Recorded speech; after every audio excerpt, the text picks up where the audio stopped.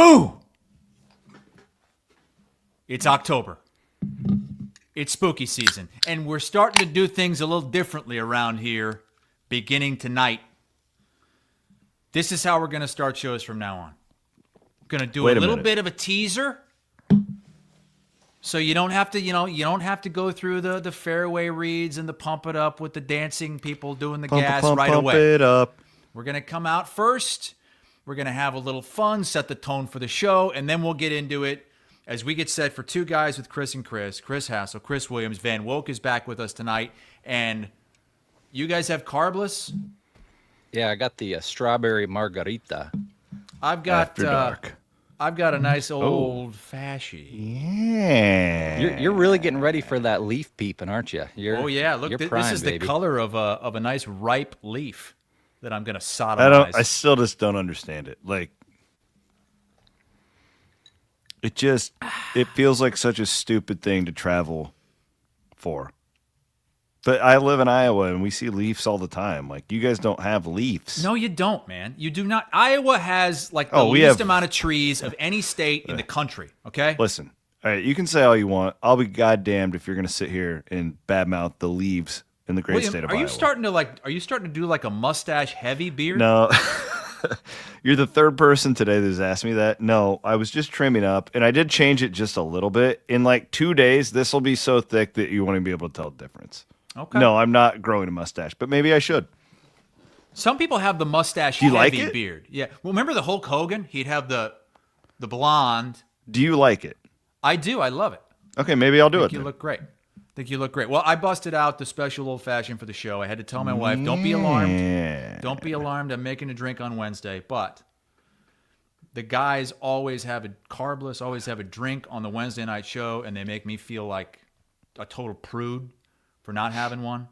So I'm having one, and you guys can have one or three with us as well as we get you going on a Wednesday night here on Two Guys with Chris and Chris. We know that carrying your groceries out to your car seems a bit old school. That saying hello and asking about your day feels like a thing of the past. Being best at fresh, it's not just a fad. Serving high-quality meat at affordable prices? Talk about a throwback. But at Fareway, that's kind of our thing. Because some things never go out of style. Friendly at Fareway. It's more than just a name.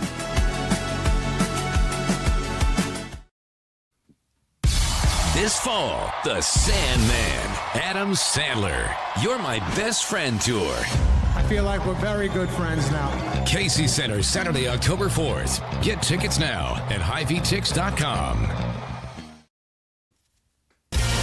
Jonas Brothers, greetings from your hometown tour. Playing at Casey Center, October 5th. Get tickets now at HiVTix.com.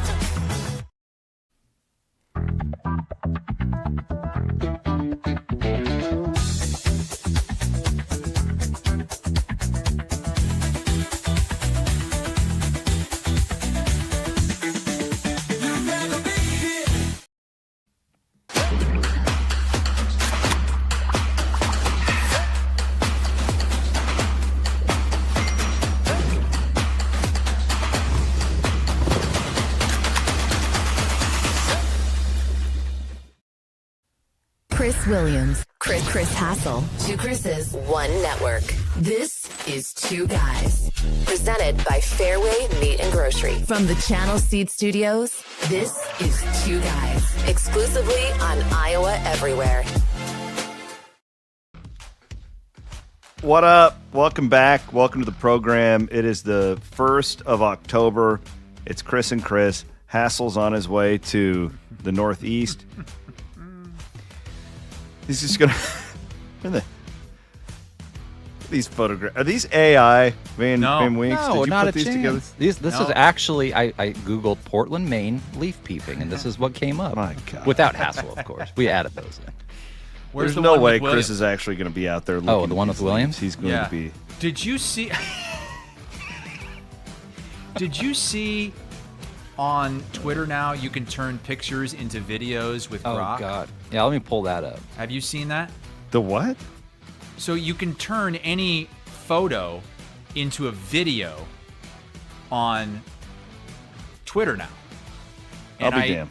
I turned one of the photos that Van Wook made into a little GIF, like a little video.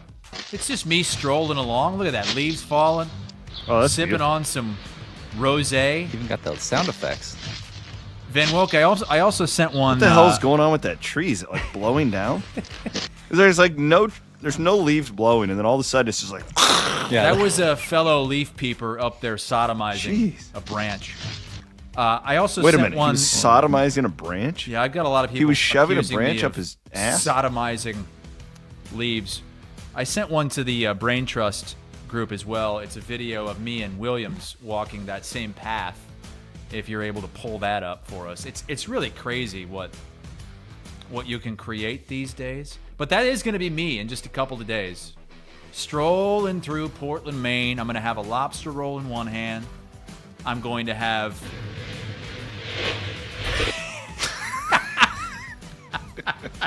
Do I have an American flag on my shirt? How are you so big? Who does he You look? are not Williams that kind of big. looks like Kluver there. He does. Who do you look like? Brady Quinn Yeah, without I the was gonna hair. say Brady. Yeah, I look good. I look really good. I look jacked. The best part of these AIs is that like you turn into different What people am I throughout wearing? the I have video. like a bedazzled American flag on my right arm. You have a nice little cup of What coffee. are you looking Williams, at there? I'm, Williams, you wouldn't even have to get on your knees to go down on me. I mean, you're you're right at my belt line. welcome to the show. Oh God. It's good to be. I With don't you even on want to a mention our sponsors night. right now. Just right after that, we're going to give this show a little buffer, and then we'll thank the presenting sponsor. Those Channel C guys won't care. Oh, We're in the Channel Seed studio. Come in. You ever met Dustin Fauch? Come on. Foucher. Dude, they are going crazy right now with this harvest. It's This harvest is out of control. These damn allergies. It's unbelievable. we're getting those harvest Unbelievable. sunsets right now too, with all that dust in the air. Oh my gosh. Beautiful tonight. Beautiful. Yeah. Okay. Iowa State at Cincinnati. Iowa has the week off. We'll talk about Gronowski's injury. I mean, I don't know what to tell you, Chris, on the Iowa State thing. Down 2 starting corners, blown ACLs within 4 days of one another. Do you feel snake bitten? I mean, I feel like injuries to a specific group on the defense cost you guys a chance to go to the playoff last year. Correct. Like maybe if you have a full set of linebackers, or if you're not hit that hard, maybe you do have a chance to beat Arizona State. Maybe it's a different season. Maybe you don't lose a couple games in the regular season. Maybe it's a different opponent that you face. Who knows? Now it's 2 great cornerbacks. That's the problem. It's like you go from it being perhaps the best position group in your entire roster to you have no idea. Like, I don't know if these guys behind them suck. Like, I'm not saying that. But I know that the other 2 guys are really freaking good. And it just changes the way you have to play defense every game. You have to help with the secondary more. It hurts your rush defense. Like, it's a massive deal to – okay, so losing Cooper you could kind of deal with because you still had the lockdown guy. You still had the guy. You know, now – I don't know. I'm less like bearish on this particular game, but I do believe while I think they have a very good chance to win this Saturday, I think they have a good chance to win every game they play. I do think this will cost them games though. From now until the end of the season. Like I don't know which one, but to say anything other than that is disingenuous. Like, Yeah, this is a Fancy huge deal. Rex makes a good point. It doesn't just put more pressure on the defense. It also puts more pressure on the offense. Puts more pressure on Rocco Becht, Carson Hansen. You're going to have to score more. But defensively, now you're looking at trying to take some of the pressure off these new defensive backs who may not have as much experience out there. And I want to look at the defensive line to get more pressure on the quarterback, but you're mostly playing 3 down linemen. Now, we've seen some 4. Are they going to have to go to more 4 so that they can try to get more pressure? Or will they just send linebackers? I don't know what to do. I don't know what you should do, but it's a bad week to have to adjust because you're going up against one of the best offenses on paper in the country in Cincinnati. Yeah, Cincinnati ranked third offensively, and you have a legitimate dual threat quarterback who not only is a pretty good passer, but he leads their team in rushing too, and Brennan Sorsby. So I'll get to my prediction. I actually I'm going to pick Iowa State to win. Will surprise you maybe. It's just like where are we at on the line, Van Wilk? Look up the long term. line. This gets really difficult though to do it game in and game out. We saw this last year where it's just so hard to go into games having to outscore everybody. Now I think this defense will still be better than last year's. This defense should still be able to stop the run. Last year's couldn't. But man, you're looking at some of these quarterbacks they got to play like Levitt and Hoover, and like they got really good quarterbacks left. Line is currently at Daniels. 1.5. Yeah, still 1.5, minus 1.5 for Cincinnati. I'm with you. Like I fully expect Iowa State to win this game. I do. I think Iowa State's the better team, even with two of their better players out in the secondary. I know Cincinnati's got a great offense, but that defense is extremely gettable. I think Rocco can have a field day. Sewell can have a field day. Did you listen to Williams and Bloom yet? I've listened to parts of it, yes. Okay, well, not I'll the give whole these way numbers through. just in case we have a different audience. Their defense is, by every measure, against the pass, terrible. The opposing quarterbacks, keep in mind, one of the teams that they've played, they beat 70-0. Okay? Yes. Opposing quarterbacks are completing 75.7% of their passes against Cincinnati this year, ranked 135th out of 136 teams. I can add some context to that because there is a note from CBS Sports on the Iowa State game that those numbers for Cincinnati, if they stay that way, would be the worst any team has done against the pass in 20 years. Wow. It rivals Navy in 2011, gave up 74.3% completion percentage. You know who's 136th right now? Navy? No. Who? UMass. Oh, God. Swear to God. Swear to God. Yet they covered against Missouri last week. That was my one loss. Unbelievable. I guess my point is, like, the fact that Iowa State has Rocco back, and, like, really interesting because you have the guy who was halfway responsible for Is that your design. dog panting Yes, in the background? Diffie, I don't know why he's down here. Somebody The old let him Diff down monster? here, and he's just panting. Sorry. Completely threw me off my train of thought. I'm sorry. No, you didn't. The dog did. Okay. The guy who was half responsible for designing Iowa State's defense is the defensive coordinator there. So he's got a little bit of an advantage, but, I mean, Taylor Mauser just has more players than Tyson Veit does on that defensive side, especially Dante Corleone, the all-world D tackle, didn't play last week against Kansas. What's his status? Because he's a difference maker. We'll find out Yeah. tonight. Oh, he's their dominant 9:00. orange.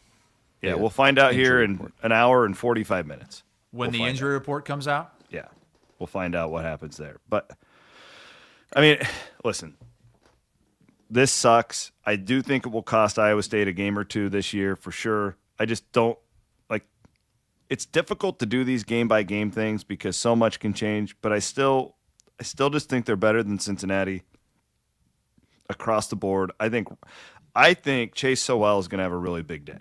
That's my one prediction. I think he's got 150 yards receiving. I think this is another breakout game for him. Their cornerbacks are really bad. If Rocco has all day to throw, I think Iowa State scores 40 or more. And then it just becomes like, I'm fully expecting Cincinnati to score on Iowa State. Like, this is going to be a problem on defense, guys. Like, I don't think there's a lot that John Haycock can do to cover this up. Now, again, like, I don't know anything about Quentin Taylor Jr. I don't. Like, he's played some and he's been okay, but that's usually when he's beside Jontez Williams. Yeah, or any of these other guys, or Jeremiah Cooper, right? He's going to see a lot of balls. I think this Trey Bell is going to be fine. But again, they're ripe. They just don't have the experience at this level. They are going to give up some big plays, period.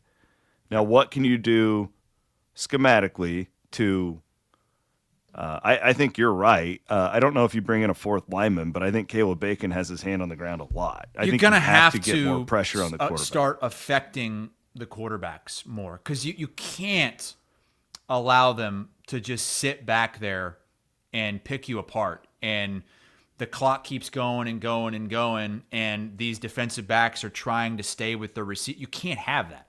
It's going to, like, I would kind of compare it to what Iowa did last weekend against Indiana. I mean, if Mendoza was given time, he would kill Iowa. He would pick them apart. He wasn't. Phil Parker blitzed a bunch, way more than he ever has. I'm not saying that you should be blitzing on half of every snap, on half of the snaps, but I think you're going to have to affect the quarterback more than you have been. Yeah, I completely agree. Did you see the stat line from the Kansas game last week, too? He threw the ball 43 times. 29 of 43. I watched that whole game because that was one of my best bets was Kansas minus 4.5. And I picked up on a bit of a trend from Cincinnati, which is where I want to go with my Wyckoff comfort zone for this game. Kick back and relax. Two guys have entered the Wyckoff Heating and Cooling Comfort Zone. Yeah. Get those furnaces. Get them fixed up, everybody.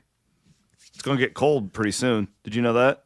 Jeez, it should. My God, you guys have a furnace. My no, God. You ask me that like once a month. No, I don't have a goddamn furnace. I'll tell you if I put one in. It's never gotten below 40 degrees here. What do you do when it's 40? Do you just bundle up? It doesn't even get to 40. Like as low as it gets, sometimes it'll get to like 49 in the middle of the night. You're going to need one January when you leaf peep.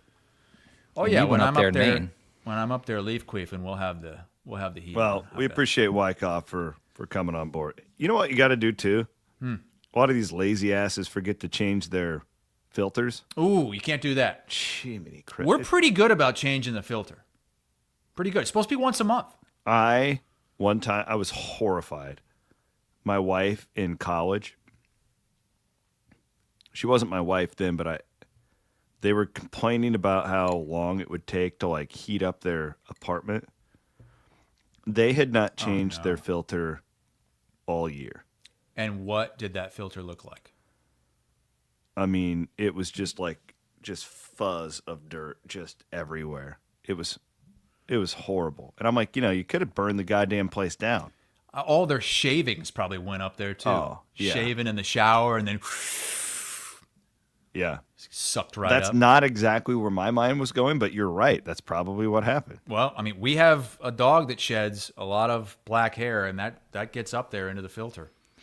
Just think about that one friend of yours. Yeah, well, fake Bob Vanderplatz, that's where his head went to, the Oreo pubes. It's a problem if you get Oreos up there in your... Let's go to the comfort zone. Okay. I think that maybe the most important stat in this game is going to be red zone efficiency for Iowa State.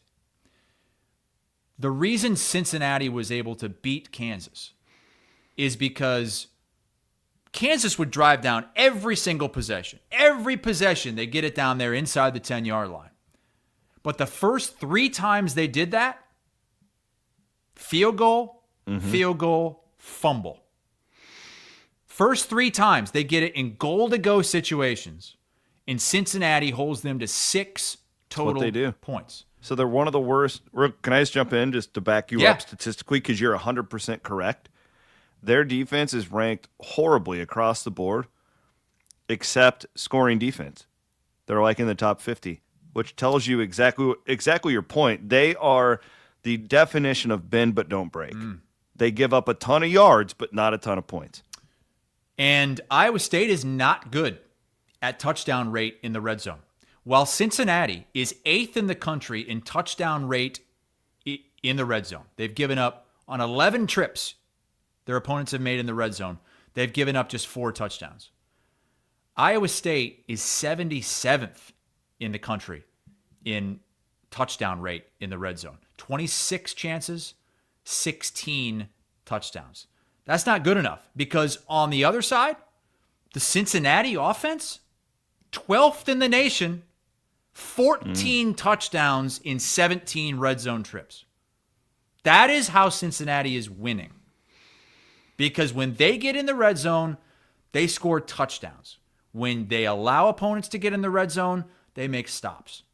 Iowa State has to be extremely efficient and score touchdowns when they're in the red zone to win this game. I think it's great. And I think that you just have to go into every game, especially with the kicker situation.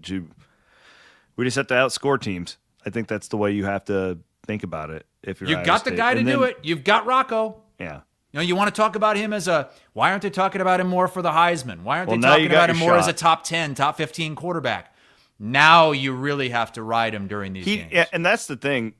Great point. He doesn't have the numbers for that. No?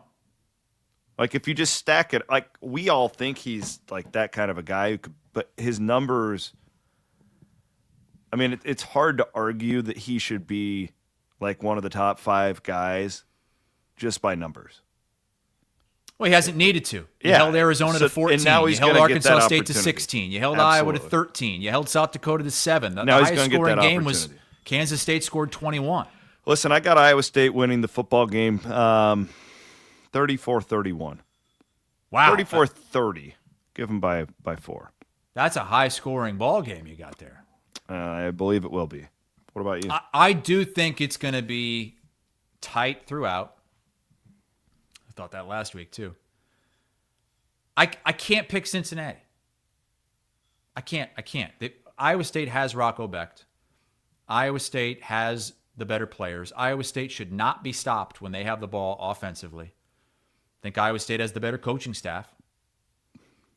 Now, they don't have a kicker, which we've kind of all of a sudden forgotten. We'll find out about that. We've kind of forgotten about that. That's Chase, still there.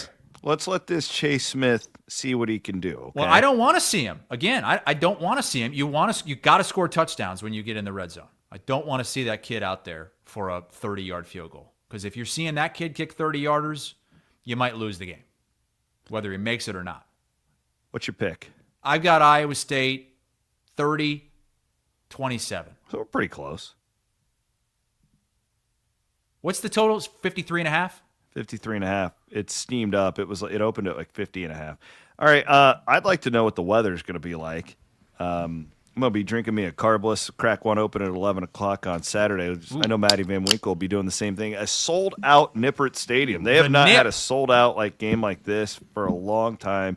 They are going to be amped up, ready to go. They're striping the stadium, red and black. 11 Central, noon Eastern time, Nippert Stadium, Cincy, Ohio. 77 at kickoff. I think it's going to warm up a little bit, get up to like 82, 83 during the game. Wow, another warm one.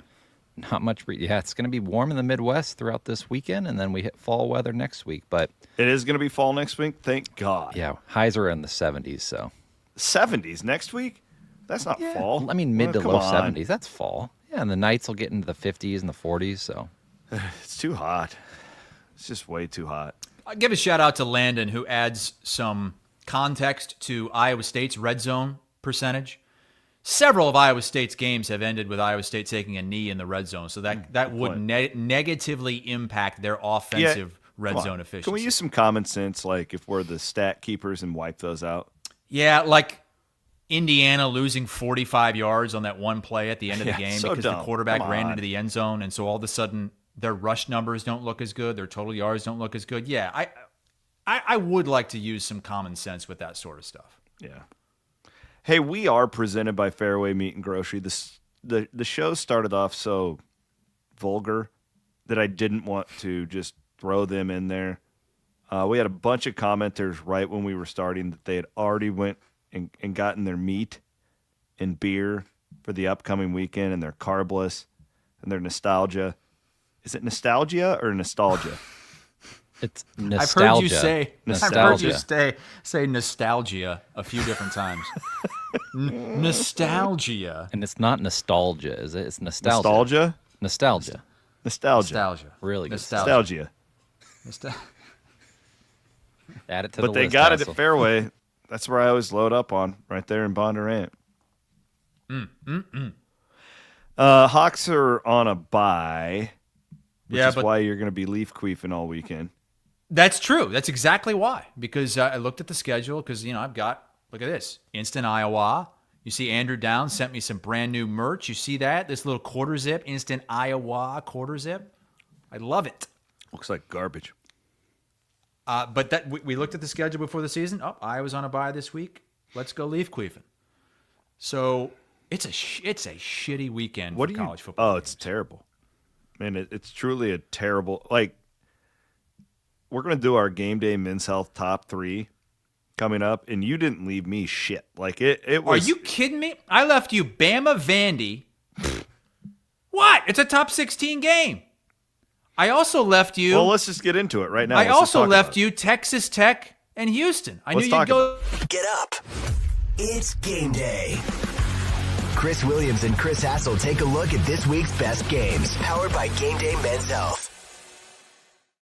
By the way, I just heard from the boys from Wild Bill at Game Day Men's Health. They just purchased the Naperville, Illinois location. Oh. Isn't that just like right across Naperville? That's the home of all the people that claim they're from Chicago, but are really aren't. Yeah, it's not Chicago. Bill's not in Chicago. He literally clarified to me in the text. It's not Chicago. We don't want to get them mixed up. We're in Naperville. Friend of mine always had a great idea who went to Iowa, and he wanted to open a bar. I don't think this is legal. But if you were, like, when you check IDs, if you're from Chicago, you could not get into the bar. Really? Wouldn't that be a great idea, just to keep all the douchebags out? You think everybody from Chicago is a douchebag? Well, when I was in college and we would jaunt on over to Iowa, that's what all my friends said. I was going to stay away from the Chicago people is what they would tell me. Chicagoans don't go to Iowa State. They go to Iowa. No, we get City. Minneapolis. All the Minneapolis people come down to us. There were a lot of Chicagoans at St. Ambrose as well. In fact, my grandpa was one of the first to do it. He grew up on the south side of Chicago, went to St. Ambrose. Back in went to St. Ambrose. Yeah, late 40s, early 50s, yeah. You have just a long lineage of St. Ambrose in the Hassel family. Yeah, I got all kinds of aunts and uncles and cousins and all that. Can we do a poll, Matt? If you're from Chicago, are you a douchebag? Poll. But are you? That you would make sense though. When I go to Iowa City and the number of douchebags, like that would make sense that there's a bunch of these Chicago people there. But aren't they from the suburbs, not from Chicago? Or mostly, yeah. I'm kind of with Williams. They can be a bit much.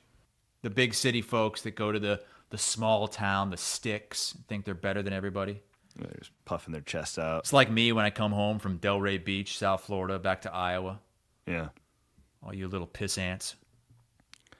Go ahead. Do you want to do? I'll let you do your top 3. Okay. I'm going to start you off with a nice little game in the swamp. Yeah. It's number 9 Texas against a Florida team that I think is already 1-3 in tricky SEC game. play. But I like where your head's at. Really tricky spot for Arch Manning because what the hell has he done? They look terrible at Ohio State. Then they play Three Sisters of the Poor. I'm like, serious. It was like Sam Houston. Yeah. Oh, they've been horrible. Yeah. Rice, Southeast Flatulence University. And now, okay. Directional Florida. Okay, what directional? What have you done? What have you done? Have you gotten better? Arch, are you out of your own head? Because he's going to have to make some plays. Like Florida, they might not have a good offense. They might really struggle to score points, but they've got a good defense. And that's going to be a great atmosphere in the swamp. Texas is favored by 7. I want to see what Arch Manning is made of. Oh, yes, Florida. Matt points out they also beat Leaf Queefing University of Maine by 38. I'd play Florida here. Florida plus the 7? Yeah, I'd take the points. An early lock? All right. Not a lock, but I'd take the points. And we're still going to get back to Iowa. Yeah, we'll get back. And I also want to remind people, we started doing something different on this show. If you just zoomed past the first part of the show, go back because we did a couple minutes before what we call the pre-rolls, the ad rolls. So go back and listen to that if you missed it. We're basically just messing with your brains because we don't want you to get too programmed into skipping over the ads. We're just totally jacking I like with it. you here. We do it on Instant Iowa, and I No, think it sounds it's fun. great. It sounds real good. My number two game. Number 24, Virginia. Flying high after that win over Florida State. They stormed the field. They killed a few players. And now they've got to go face an unranked Louisville team. Louisville. Not Louisville. Louisville. As I found out at ESPN. Louisville is 4-0. They feel like they should be the Virginia. It's the team that's ranked in the ACC that's not. The winner of this game is a good chance ends up in the ACC championship game. Louisville would be 2-0 in conference play. And Virginia, if they win, would be 3-0 in conference play. And they only play 8 games in conference. So winner of this game, I'm going to say shoe in for the ACC championship game. And Louisville is favored by 7. More on that one in a bit. God, I hate the ACC. Thank you to Sports Fusion. He says we've kept him out of the bars on Wednesday nights. He doesn't go to the bars. He saving you some money. Hangs out with us. Should go to Wealth Charter. You guys like these Wednesday night shows? I love the Wednesday night show. Sports Fusion, you should take whatever you spent at the bar and you should give it to Tim Hawkins. Say, invest this for me. I thought you were going to say super chat us. Give us the or money. That would be great too. That'd be even better. No, I'd rather you give it to Tim. Please don't. And number 3 for me. This is the game of the weekend. Number 3, Miami at Florida State, the team that Virginia just beat. Ba, ba, ba, Man, that chop think, is going to be sick on Saturday night. I sit next to a Florida State alum, huge Florida State fan, and he told me straight up, if you think that Doak is going to be any less lit for this game because we lost last week, you got another thing coming, brother. It is going to be off the chain. How far do you live from Tallahassee? Well, I live 45 minutes from where Miami plays, and it's a good 8 hours up to Tallahassee. Oh, Jesus. I had to drive up there when I called that Florida State Duke game a couple years ago. I think that Florida State's a live dog here. Mm-hmm. Miami hasn't been on the road yet. Carson Beck was terrible on the road last year. Yeah, for Georgia. this is an automatic take the points in my mind. I thought I left you a couple really good games. I actually, it's funny. I had the one you just mentioned, Texas Tech at Houston, and I kicked it off. What? I saved that for you. Yeah, I appreciate that. I kicked it off. I do. I'm fascinated by Texas Tech. I have Vanderbilt at Alabama, of course. And odd because Bama lost to Vanderbilt last year. It was a year ago this week. Bama coming off of the big win against Georgia, but Vanderbilt, dude, they've been beating the piss out of people. They have. This guy, this Vandy coach is, he's a real deal. Like this guy's, he is. You get Vanderbilt to this level where man, you can start a season and get into the top 20. You can take down an Alabama. They almost took down, I think it was Texas last year. At Vanderbilt, you can do it anywhere. I didn't want to be a Big 12 homer, so I picked one Big 12 game over the other, and that's Kansas State at Baylor, because it feels like an elimination game as far as relevance in the Big 12. My buddy, Lige Douzable of CBS Sports HQ, is going to be calling this game. He's really excited about it. So it must be, that tells me it must be on, is it on Plus? Is it on ESPN yes. Plus? But he's really excited. Same Kansas time State, as Iowa State game. Kansas State got up off the mat last week. Yeah, and that's what's interesting here. Whoever wins this, in theory, is still in play with one. And they're talented teams. Both of these teams are talented. Really interested to see if the bye week was it for Kansas State. We'll find out. I picked this over Tech Houston because I truly think Tech is going to beat them up. I think so too. The talent gap is just so large. Absolutely. There's only so much Willie Fritz can do, and that's not really a home field advantage at Houston. Very odd to do this, but a game with a 24.5-point line. Oh, Penn my State God. has to go cross-country 25.5 now. Wait, this is your game to watch? I'm just saying. Penn State at UCLA? Dude. Now, wait a second. Do you work for CBS or do I? Because this is the CBS game of the week. I'm saying, like, you got to go 3 time zones after the monumental letdown last week against Oregon. Weird spot. So Jenny Dell is going to be on the sideline for CBS. I sent her a note that she should use in this game. UCLA is the only team in the country that has never led in any game for any minute or second this season. Wow. Going west, man. Like it. So again, I was trying to spread it out amongst leagues. I will be more into the Texas Tech Houston game, but this one is worth keeping an eye on.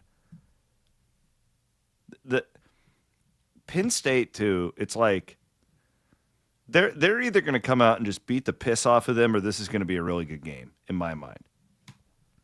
This is like the last hurrah for UCLA. Last hurrah? They already fired their coach. I know, but dude, the ultimate balls move, by the way, was Oklahoma State firing its head coach and then firing the coordinator like 4 days later. Be like, how much do you hate that guy? Bobby Petrino did the same thing at Arkansas. He was named the interim coach when Sam Pittman was fired, and the first thing he did was fire a bunch of defensive coaches. That's a bold move, too. That's like saying, this is my program now. No, it's good stuff. All right, we do have a big weekend coming up in Des Moines at the Casey Center. Van Winks, are you going to Sandler on Saturday night? I am going. I'm having a big weekend at the Casey Center. We're going to Sandler. Then I'm doing a doubleheader, man. Jonas Brothers Sunday night. Taking the kids. First taking the kids to the Jonas Brothers, huh? Yeah, wait, so who's the fan? Is it you or the kids? Well, the kid, my daughter. I'm a sucker for you. I'm a sucker for you. Burning up for you, baby. My daughter's been begging me to go to a concert. Williams, Cammie probably did this with you. Like, I want to go to a concert. I thought, you know what? Yeah. Jonas We're Brothers. taking the kids Perfect. up north to Lainey Wilson at the second bye week. Nice. She's Lainey a great Wilson? concert. Yeah. The Get in the Truck woman. Well, we're going to need Hardy as well if we're going to do that song. If Hardy is there doing a cameo, I will go total fanboy. I love Hardy, but I doubt he's going to be there. I don't even know who's opening for her, but I got it for the girls for Valentine's Day last year. So we got Sandman Saturday night, Jonas Brothers Sunday night. Reminder, we have a contest going at IowaEverywhere.com for winning a family 4-pack of tickets to Disney on Ice coming in November. IowaEverywhere.com. Get your entries in. All right, can we get to Iowa next? I guess there's really not a lot. We can do locks a little later. What do you mean? There's not a lot to talk about? I'm just kidding. So what the hell is going on with the quarterback? Like, he's not going to be able to play, or do we not know? Like, is this? So I've read all. Like, what? How do we interpret what's going on? Yeah, well, that's the thing. You got to interpret what the coaches say, and at first, Kirk Ferentz after the game said there were some encouraging signs, but what's not encouraging? Not encouraging? The fact that you didn't let him back in the game. Well, and it looked like he was going back in the game. He was warming up. He clearly could have gone back in the game. Now, I'm not faulting them for doing it. Like, they obviously know him way more than me. But if he was that hurt, and he looked hurt, if he was that hurt that you're not going to let him back in that game when you got Indiana on the ropes, and he's going to give you a better chance to win this game than Hank Brown, that was my first red flag. Dude, what's so weird about these injuries is Jontez Williams, after Iowa State beat Arizona. Why are you always bringing this back to Iowa State? Well, I finally get a chance to talk about Iowa. No, here, hold on. These ACL deals, I'm not saying he has a torn ACL, but all the Iowa State fans were like, chill, because Jontez was like running around on the field, going up to the Cyclones camera, like after the game, like celebrating. And he had a torn ACL, but you had no idea because he was still running around. when Gronowski went down, like I thought he just like sprained an ankle or something, and then they show him throwing, and like it looked fine, but you really don't know until you go in and do the MRI thing. Well, and that's what scares me because the tests they have been made, like that they've done tests. I don't think it's a torn ACL. If it's a torn ACL, we know about it. Yeah, but at the same time, when Tim Lester at media availability yesterday was asked if it was a season-ending injury, somebody said it was more like this. This isn't a season-ending injury, is it? Is what one of the reporters said, and he said basically the effect of, "I don't think so. Knock on wood." That tells me he's gonna miss some time. I know they've got the bye week. There's no way he would have played this week if they didn't have the bye week. But I find it hard to believe that he went down in that way, wasn't allowed back in the game, and now Sunday, Monday, Tuesday, Wednesday, 4 days later, we don't have anything? Like nothing at all? No timetable, no day-to-day, no week-to-week, no nothing? Oh, we're going to, why don't you ask Kirk Ferentz next week? I don't like the sounds of that. I'm sorry. I just looked down at the chat, and all I see is the Iowa Everywhere feed saying, "Are there two Turd Fergusons in the chat?" You just can't pay attention to me when I'm talking Iowa, can you? Not during a bye week. You're like a little kid with ADHD. It's hard during the bye week. But I'm not talking about the bye week. We're talking about the rest of the season. Well, and where my head is at, so let's say in theory, he misses, 3 games? And that would be Wisconsin. Yeah. And then it's Penn State. You're a dog against Wisconsin without him, right? No. With Hank Brown starting on the road in Camp Randall? Wisconsin is so bad. I would love to see a look-ahead line with Hank Brown. Plug Hank Brown in. No. I still think Iowa would be favored at Wisconsin, even with Hank Brown. Who do you think would win? Iowa. With Hank Brown? Yes. I think Wisconsin's that bad. I think they get pummeled this week at Michigan. Yeah, they're going to put everything they have into Iowa because it might be the only game they can win the rest of the way, but they are terrible. So here's the problem. Because you're going to lose to Penn State no matter what. God damn it. Will you let me talk? You know what? I'm going to turn off my goddamn mic. God, I try to talk about Iowa 43 minutes into the show. And, you're not going to win that game anyway. Well, no, he's probably out. Well, Hank Brown. Okay. Now that you've unplugged your microphone, thank you. If it is Hank Brown and he has to play the next couple of games, let's say, it's Wisconsin on the road, and then it's Penn State. What's going to happen to the Iowa offense? What do you think's going to happen? We're going to go right back to the offense that we saw the first couple weeks of the season. Here come the training wheels again. Here come the bumpers on the bowling lane again.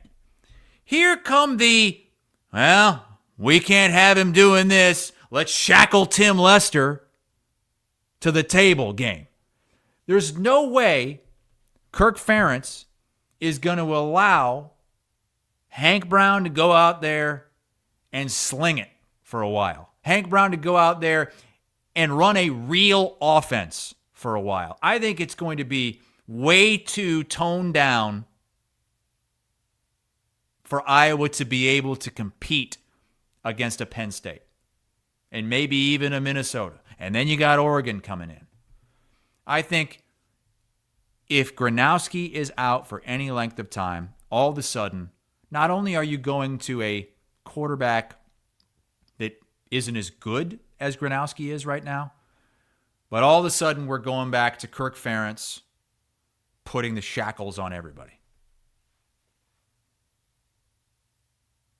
Is your microphone plugged in yet? I stopped talking so you can come back, You ready to talk about the varsity game again? You don't have any thoughts on that? Yeah. Did you even listen to what I said? I did. I was listening. Do you agree? Yeah, no, I completely agree with you. Like, that's exactly what it's going to be. And then it's like, is your defense good enough to do the things that it needs to do? And I don't think that it is. Here's my question. Let's say this is just a hypothetical. The Wisconsin thing maybe wasn't a great example because you think they're so terrible. The rest of the schedule. If Hank Brown's the quarterback, again, this is just a hypothetical. We don't think this will be the case. If he was the starting quarterback the rest of the year, what would Iowa's record be? 6-6,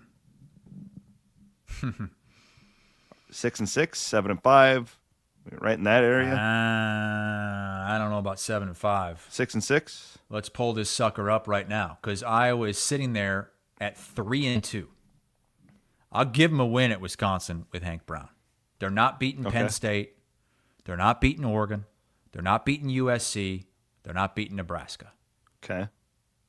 So you're sitting there with 4 wins. Yeah, you could beat Minnesota at home. You could beat Michigan State at home. I would agree. I think you're probably looking at 6 wins maybe for the season. That's where I had them as 6-6. If it's Hank Brown the whole way. Yeah. Now, I do think that Brown is a decent quarterback and potentially has a future as the starting quarterback at Iowa. And if he does get a long look here, and maybe it's Hecklinski too, maybe Hecklinski gets some looks as well, then that could help Iowa down the road.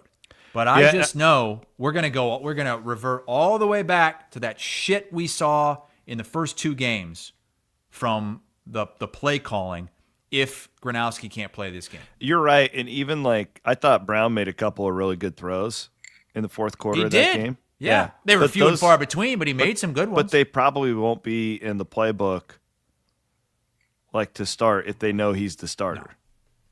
No.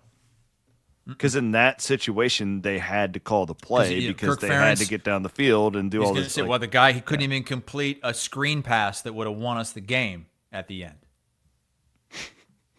And then we're right back to the exact same. And then you worry about stunning the guy's growth for future years because you've just completely neutered him for the last 5 weeks of the season. Well, I went back and I looked at what he did at Auburn because basically all we've said was, well, he played at Auburn. He started some games at Auburn.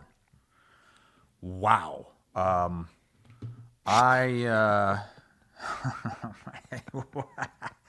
Dude, he played 1 game against power competition. 1.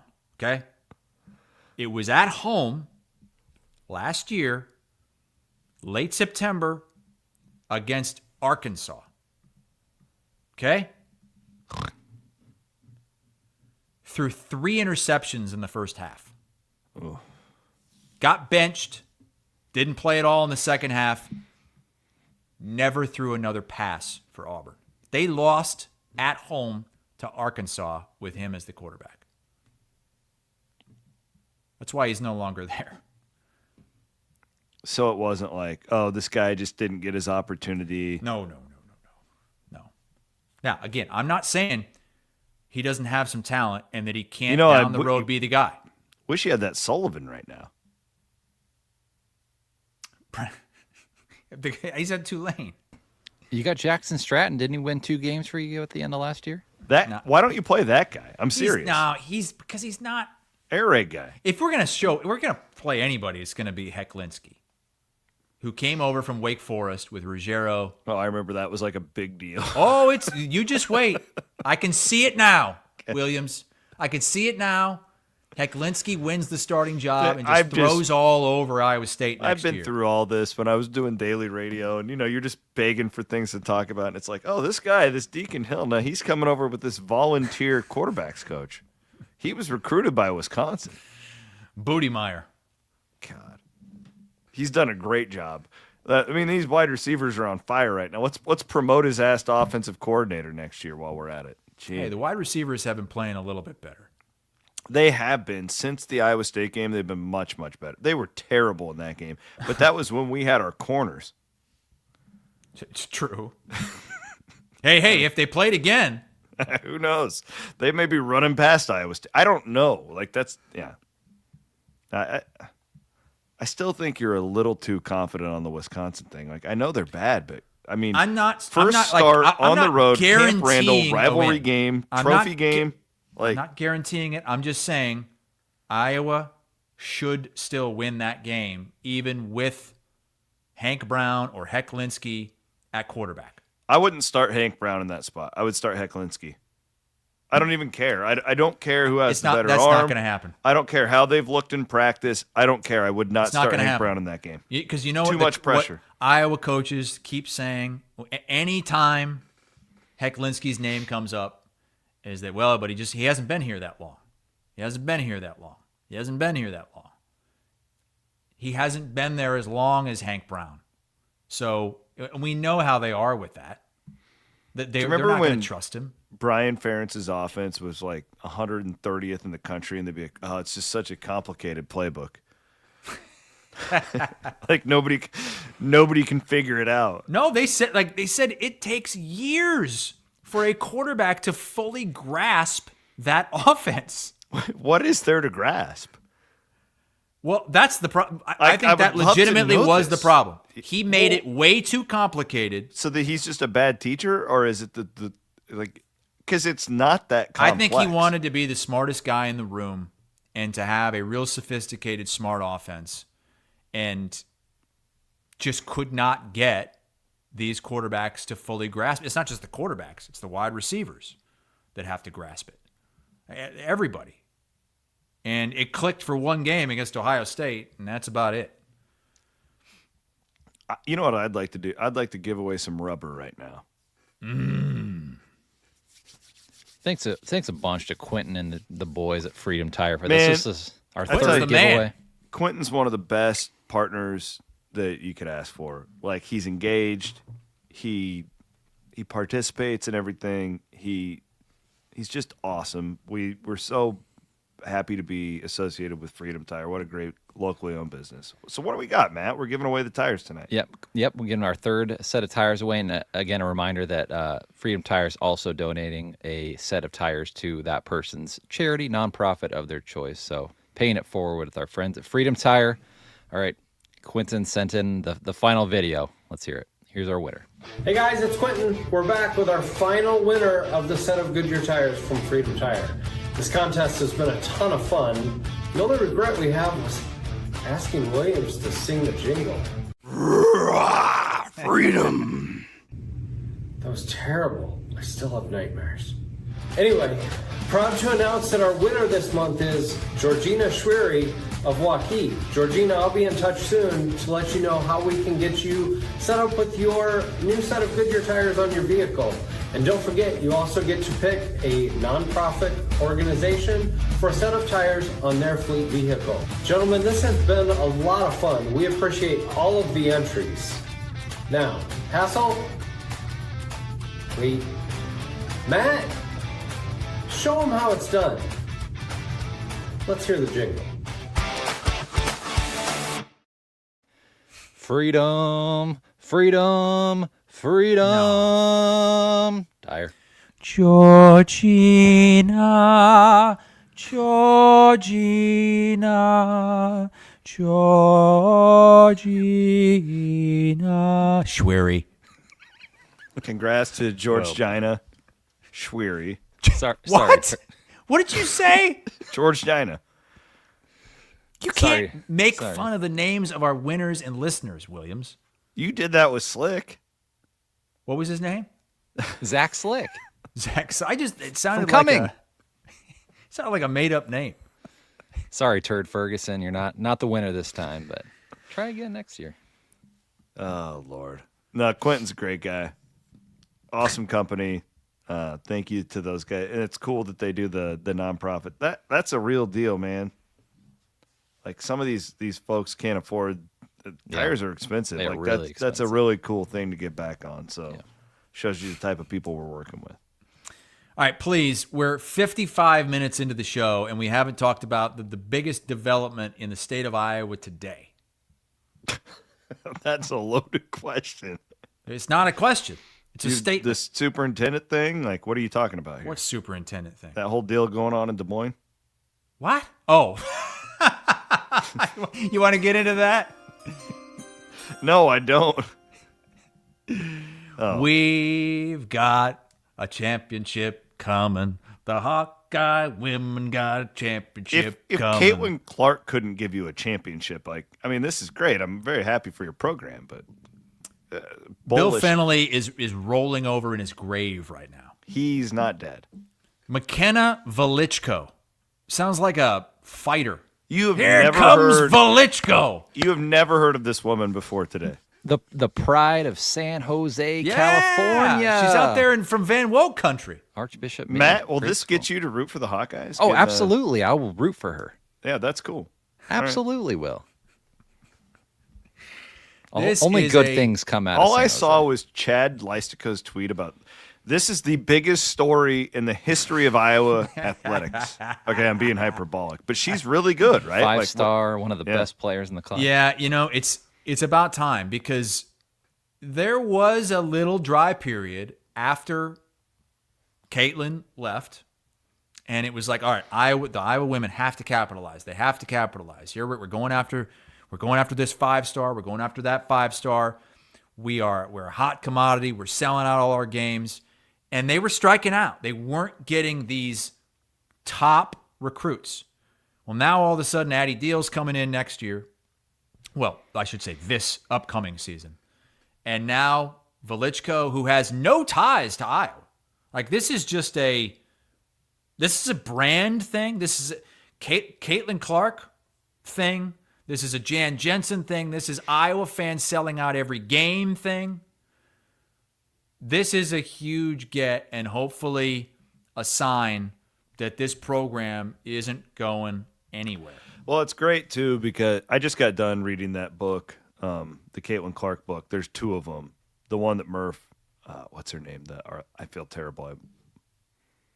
Oh, you talking about the women's basketball reporter from Christine Brennan? Yes, thank you. Her name slipped my mind. And, I'm just while I was reading it, it's just God, how can they capitalize? How can they capitalize? And, this is a good sign of that, right? Had to happen because if if you whiff on another one of these things and you're not, a top 10 or top 15 team next year, you start getting a few years removed from Caitlin Clark in those great environments at Carver. Well, I got a press release today that they sold out of season tickets today too. Did it again. They did it again. So that's awesome. This should love be it. momentum that keeps going because, again, she's not even coming this year. Addie Deal's coming. And hopefully that's the jump start. And now we know Velichko's coming. Trevor points out this will be a different topic for another night about the WNBA commissioner. He says, can we talk about how insane the WNBA commission is? I would love to talk about that, and I will do that at some point. Probably not tonight, though. I heard that the WNBA commissioner said that Caitlin Clark had absolutely nothing to do with Velichko committing to the University of Iowa. Absolutely nothing. Baghdad Bob. The WNBA is the only reason Velichko went to Iowa because they know that Caitlin Clark is in the WNBA. That Brennan book will just blow your mind. It's all stuff that we've heard. When you read the details, it's unconscionable how dumb these people have been. Do you know what is stunning to me about this WNBA commissioner story from, I guess it started yesterday when, who was the star player from Minnesota, Nafisa Collier? Yep. Who had a well-written out 3 or 4 minute statement on a meeting she had with the commissioner that, among other things, the commissioner said that, if you don't know this story, said that Caitlin Clark wouldn't have any endorsement money if it wasn't for the WNBA. She should get down on her hands and knees thanking me and the WNBA for putting her in this position, which we all know is not true. But what's stunning to me about that is this is actually bringing all the WNBA players and media and fans together. Which is hard. When has there been a story where it's like, oh yeah, Caitlin Clark fans and Angel Reese fans are on the same page? It hasn't happened. But this story, everybody is kind of on the same side here. And that commissioner's done. There's no chance. Yeah, she's not making it.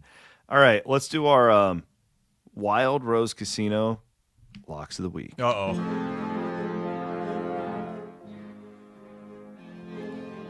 We promised you a 3-1 week for me last week. I guess if you turned it around. I would like to spray some locks all over your face. All over your face. Courtesy of the Wild Rose Casino. Locations in Clinton, Emmitsburg, and Jefferson. All right, I guess I'm first. I guess Jesus, you're 5-12 on the year? Now, come on. I think you were about 5-12 last year. At some point, this is going to turn. There have been so many close losses, so many heartbreakers for me. Let's just go. I'm not going to spend too much time on this. Keep fading me until I turn it around, please. Okay? And random user, screw you. You led me in the wrong direction last week as well. Notre Dame minus 19.5 against Boise. Notre Dame knows what it has to do.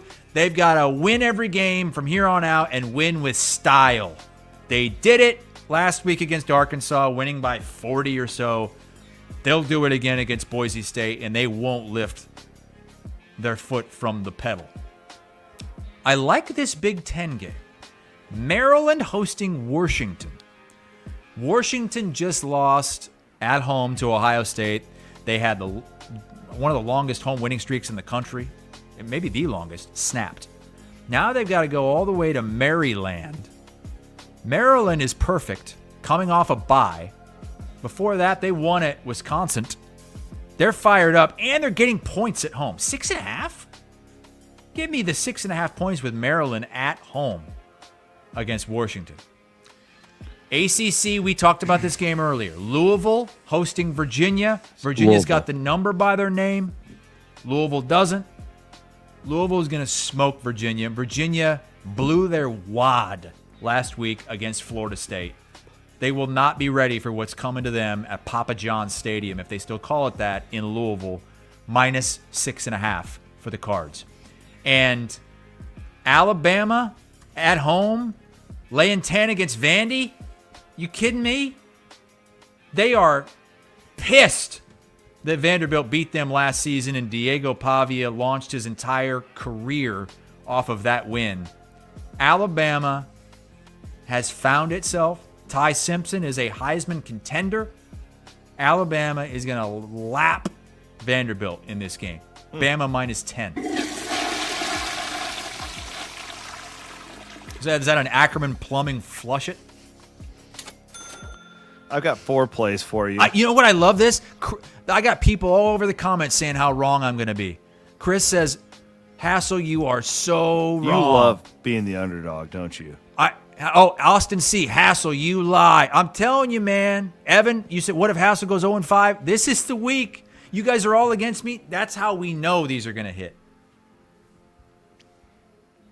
I'd only picked 4 games, by the way, so I can't go 0-5. I've got 4.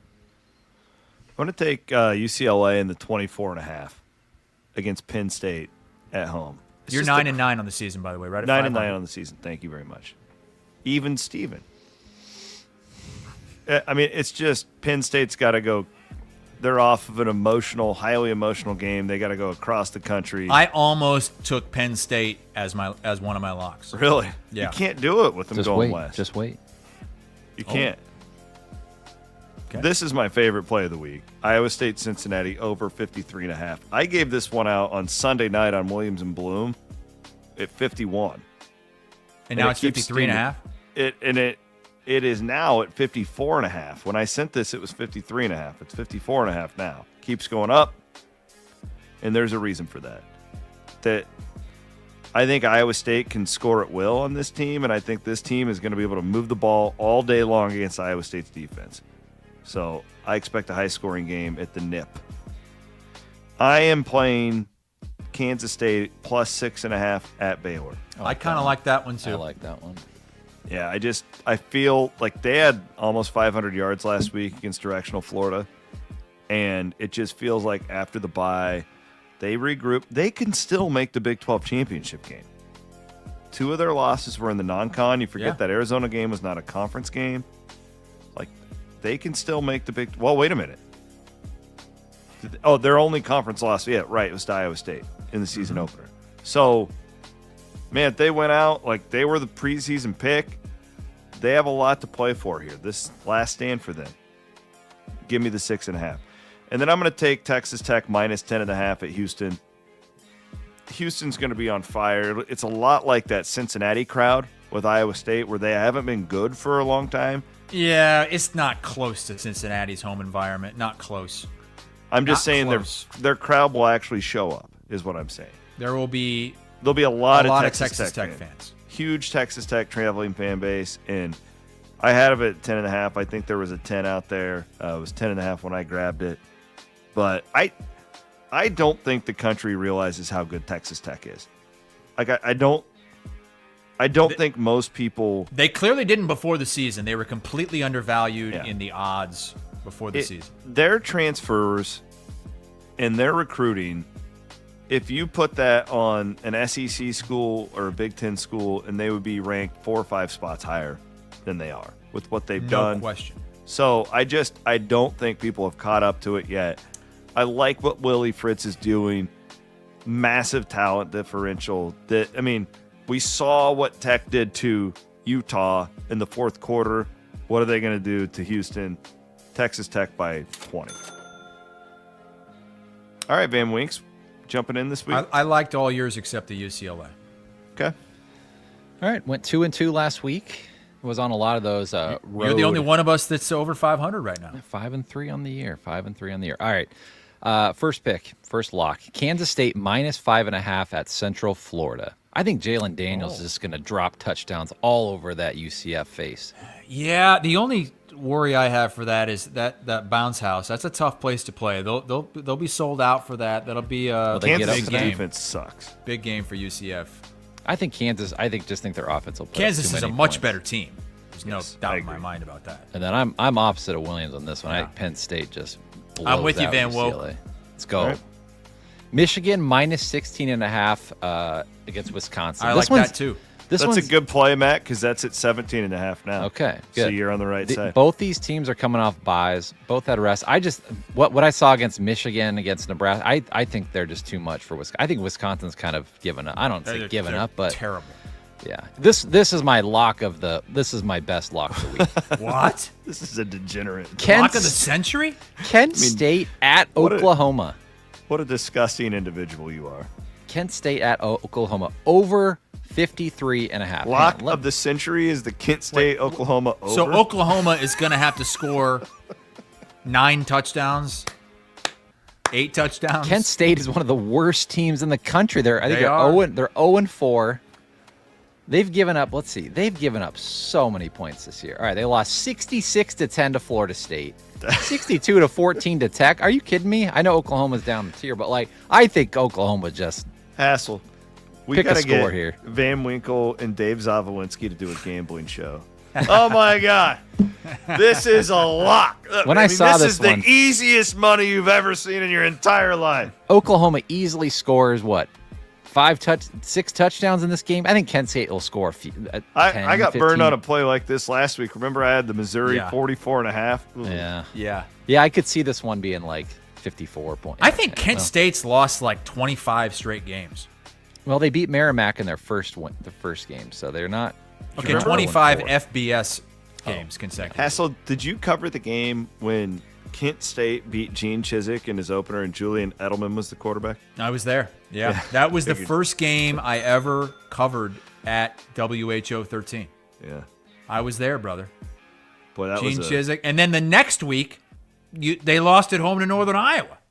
Never forget it. And then Iowa comes in as a 14-point favorite. It's a Culberson game, right? Yeah. But they've got Jake Christensen at quarterback. Oh, yeah. And Iowa State wins. I was standing right underneath the goalpost shooting video when he kicked that thing through, and I just wanted to throw up, projectile vomit right onto the end zone. Evan says that Van Woke needs to do more games so his total matches Williams and Hassel's. Oh, okay. Do I'll jump on a 5. week? Jump on 5 next week. Don't do that, Matt. That's a trap. Just keep your winning record. Just protect it at this point. I've done this long enough where anytime you start to think you're smart, it will turn.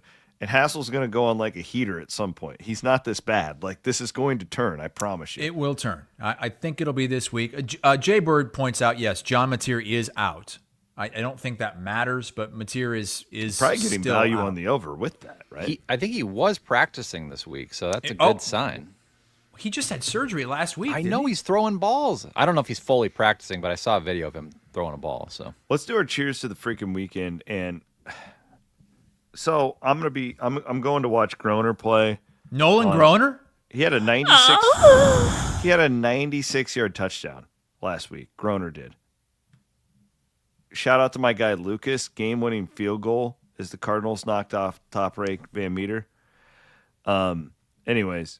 This is what? This is the Clarinda Cardinals? Clarinda Cardinals. We got Grandview Christian. Big homecoming game coming up on Friday night. I'm going to be there watching. We are presented here by Steeple Ridge Bourbon. So I wanted to just – I have a puppy. He's one. He's an 80-pound golden retriever. We heard him earlier. He has so much energy. It's impossible to calm him down. So I take him every day on You gave him some Steeple Ridge? 3-mile walk. Like every day, it's the only thing I can do to get him to he's got to go to 3 miles. Like he's got his number. And we've always taken Nori 2 miles every night. Oh my God. I'm just over it. And you guys are both dog owners. So I thought we could all have a mature conversation about this. Every other fucking house in town that you walk down the street, there's some fucking dog that runs at us on the nonstop. Every other house. And it's gotten to the point where I hate walking my dog, and it used to be one of my favorite things to do. Every other house. And so it's a little bit like, I feel a little bit judgmental because my backyard goes, like, there's no sidewalk, and I have a big, like, thick fence so the dog wouldn't be able to see another dog anyway. A big, thick what? Fence, like this big, thick chunk of wood. What do you do with it? The dog can't see through it is the point. I'm starting to get really pissed off because I think these people need to do something about their dogs running at and potential, like, and actually, like, scaring children constantly. Yeah. Like, at some point, the human being is responsible. Get a fucking shot collar. Like, do something to train your fucking dog to not lunge at mine and go crazy every time I walk by.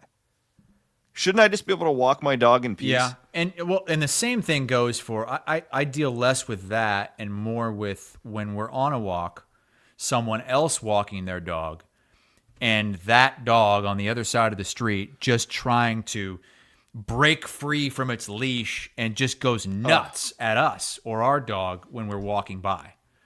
Like, it's pretty easy to train a dog. Now, I get it. Some people rescue dogs and they've had some tough paths, but some people are.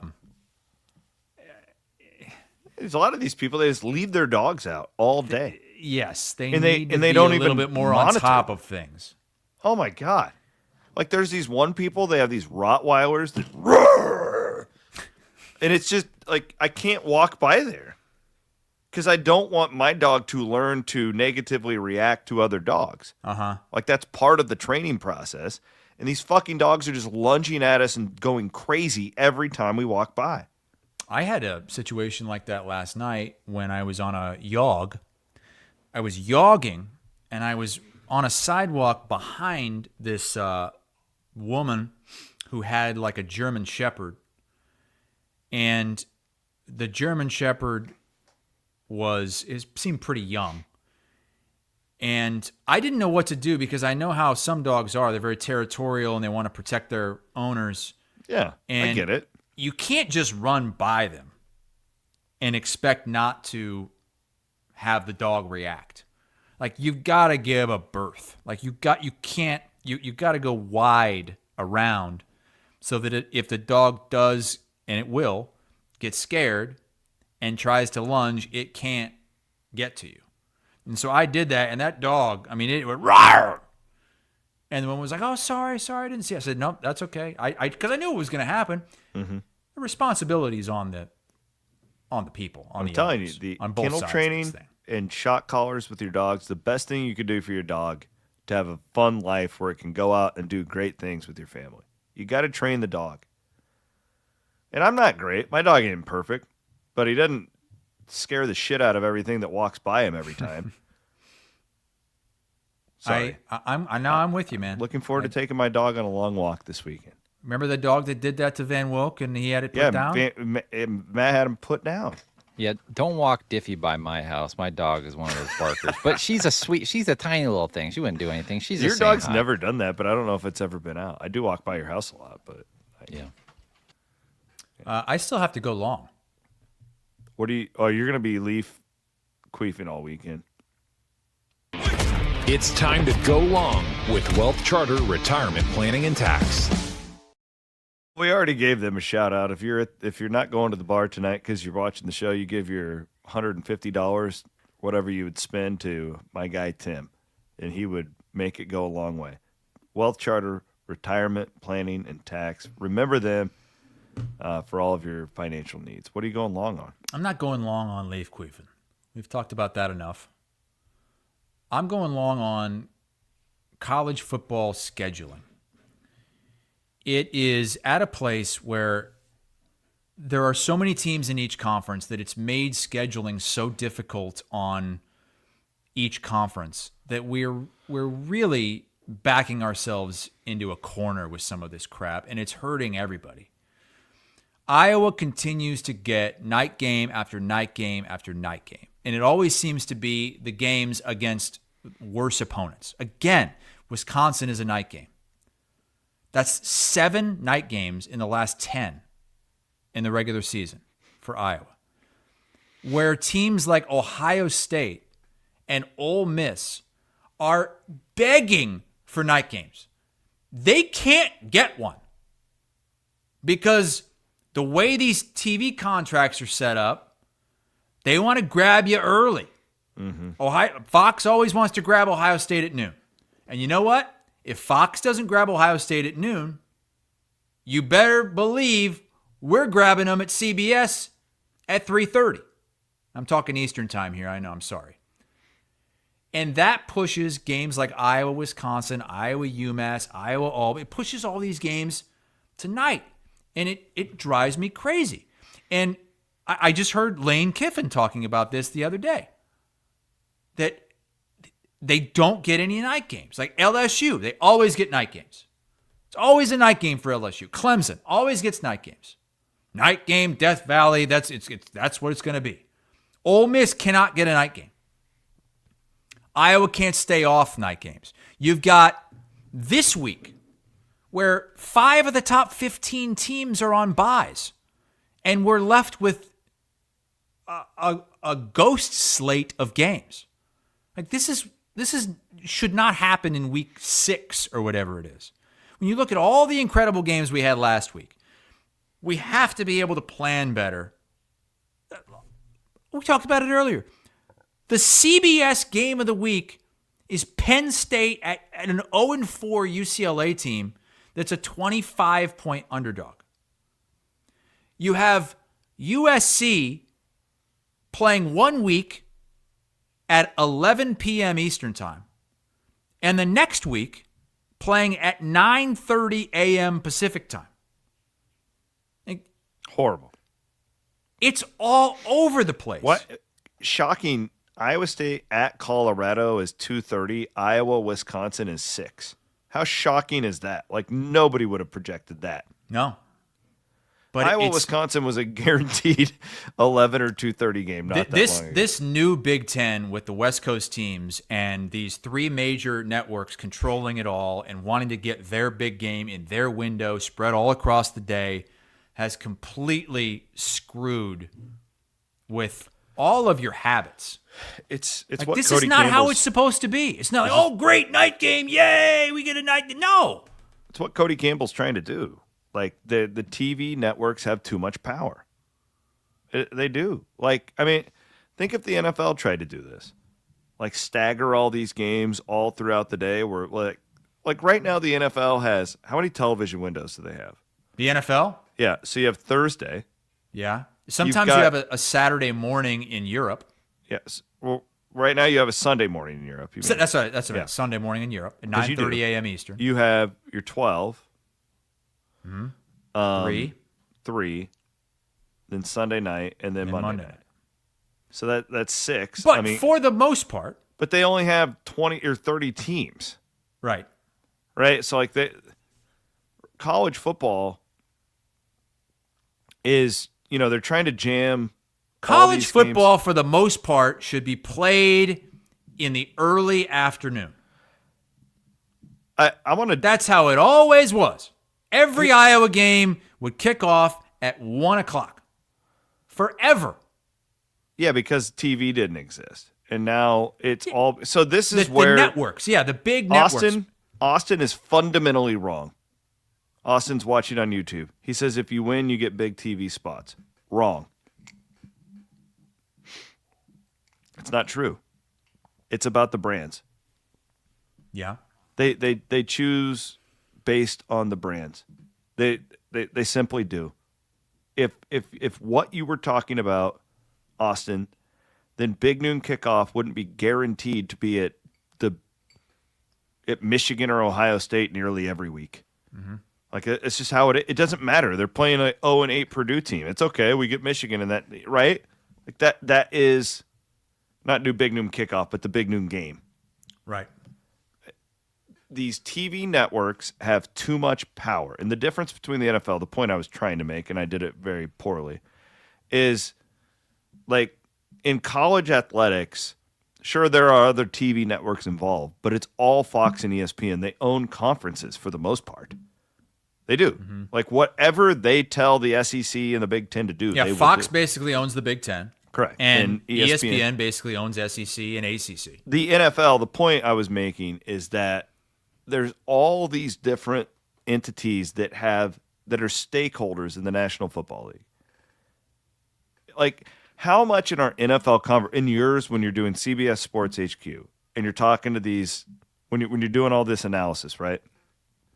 How often do you ever bring up, well, what does CBS think about this, or what does Fox think, or what's the television package for the NFC compared to the A? It doesn't exist.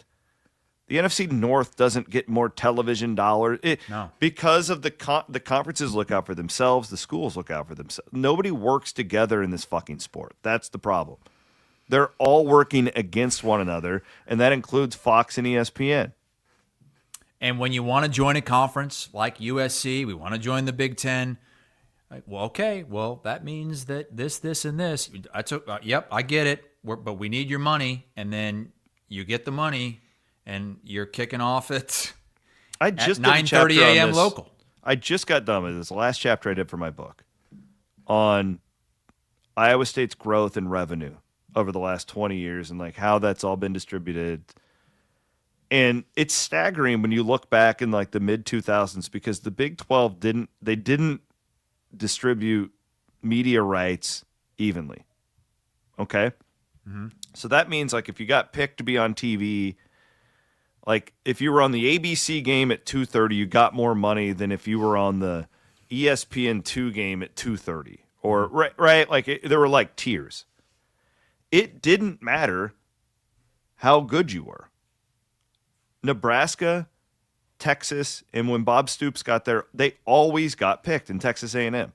It did not matter how good Iowa State, Kansas, it didn't matter because they didn't bring television eyeballs. It doesn't matter how good you are. They are staggering their time slots based on how big your fan base is. It's why Ohio State cannot get a night game, to prove your point. They just can't. Because it's oftentimes it's not about the game, it's about the brand in the matchup. Like, because you get it. If it's Ohio State, Penn State, absolutely, we're picking the two great brands and programs. But Ohio State, Wisconsin, are you going to pick that over, a Oregon, Iowa, or Penn State, Iowa? You might, because Ohio State brings that many more eyeballs. Yeah, there's like 5 of them that do this. So you might rather pick a complete blowout game with a 30-point spread than a game that's going to come down to the wire. I love your going long. We could go long and do an entire show. Did on you that see what topic. the Big It's a Ten? major problem. What came out today with the Big Ten that they're considering taking $2 billion from private equity? That'll happen. All the schools are going. All the conferences, And are that gonna do will be an uneven share. The more money will go to Ohio State That's and the Michigan. start. And then Less money will go to Iowa. And then, yeah, absolutely. Iowa's going to be middle of the pack. Maybe even lower middle. Because the Big Ten needs more money? More? It's been the projection the whole time, Chris. It's like, Well, now we got to pay the players, you know. What happens next? And what happens Got to next save is these Olympic sports, you know. there's going to be a bubble with the television revenue. There just will. There's going to be a top somewhere.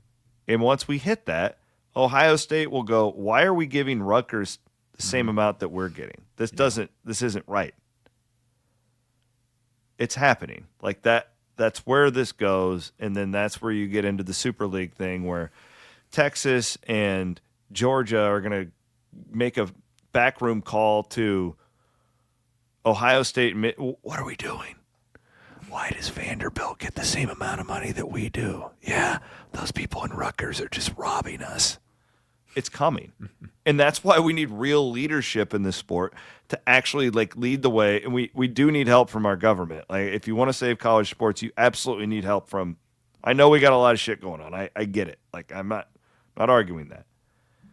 But there's got to be laws put in place in some capacity. They will absolutely destroy our sport because the greed and the pressure that these administrators are under. They will destroy it. Just give it time, I promise you. Just like they've done. When people show you who they are, believe them. And these people in college athletics have been showing us who they are since 1985. Like, it is no question where this is going.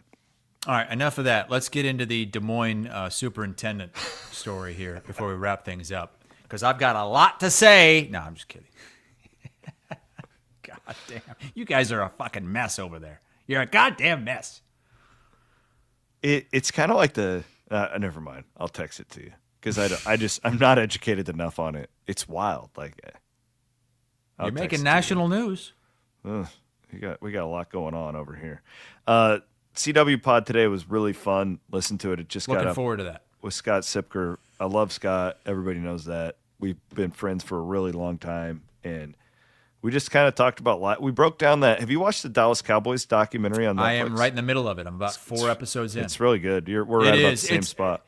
It's to me, it's less about the storytelling, which is still good, and more about the nostalgia. Nostalgia.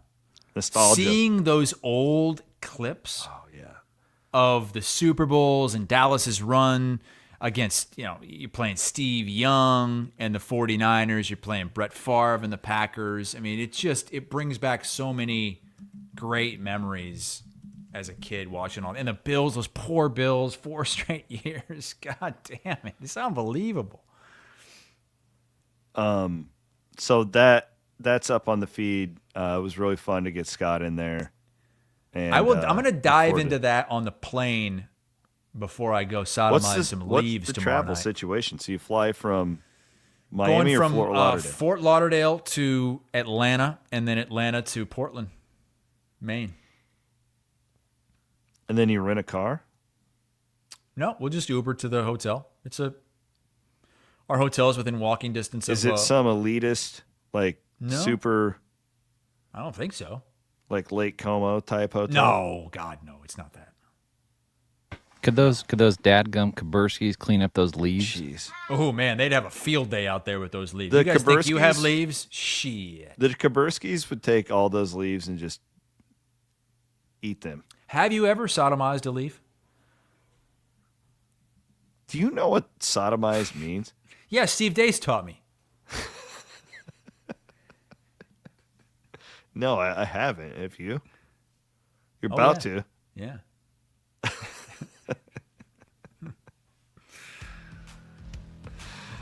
Everybody likes the night shows, if I'm going by the comments.